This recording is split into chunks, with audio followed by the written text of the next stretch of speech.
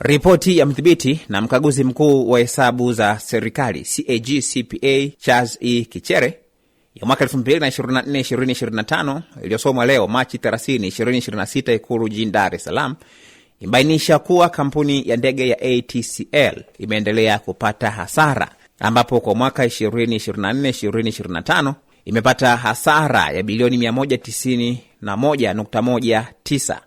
CAG Kichere amesema hasara hiyo ni ongezeko la asilimia 108, huku akibainisha kuwa hasara imefika jumla bilioni 748 toka shirika hilo kuanzishwa licha ya kupatiwa ruzuku na serikali kwa ajili ya mishahara na gharama za uendeshaji. Mheshimiwa Rais, niongelee kampuni yetu ya ndege.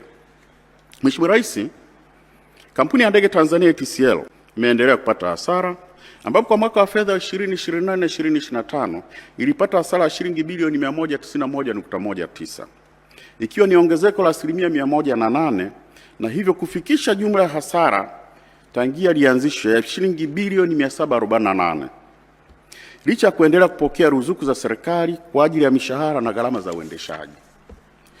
Mheshimiwa Rais, hasara hii imechangiwa na mambo yafuatayo: ongezeko la gharama za uendeshaji kuzidi ukuaji wa mapato, ambapo gharama ziliongezeka kwa shilingi bilioni 134 na kufikia shilingi bilioni 675. Shirika lifanya safari chini ya matarajio, ambapo njia 87 za safari zilikuwa na wastani wa ujazo wa abiria load factor wa asilimia 55 pekee. Matumizi yasiyo bora ya ndege ya mizigo ya Boeing 767-300F. Ndege ya mizigo ilitumika kinyume na matumizi yake yaliyokusudiwa, ambapo asilimia 94 ya safari zilikuwa za masafa mafupi na ya kati badala ya safari ndefu zenye mapato makubwa. Aidha, ilifanya safari nyingi chini ya uwezo wake wa kubeba na hatimaye ilisimamishwa, huku ikiendelea kugharimu shirika takriban shilingi bilioni 3.54 kwa ukodishaji na bima bila kuzalisha mapato. Kwa jumla, hali hii inaonyesha changamoto za kimuundo na kiutendaji zinazoendelea kuathiri ufanisi na uendelevu wa kifedha katika shirika hili.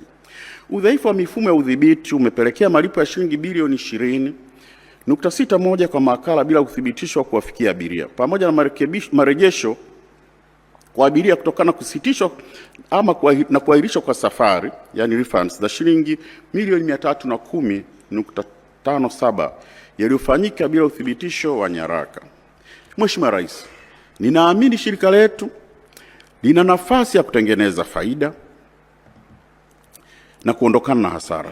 Ninapendekeza kuwa serikali iboreshe ufanisi wa shughuli za ATCL kwa kupitia upya faida za njia za safari na matumizi ya ndege, kuandaa mkakati maalum wa kuongeza ufanisi wa ndege ya mizigo, kuunganisha mifumo ya tehama ili kuboresha ubadilishanaji wa data na kupunguza michakato nje ya mfumo, pamoja na kuimarisha udhibiti wa marejesho ya fedha kutoka kwa mawakala ili kulinda mapato ya kampuni.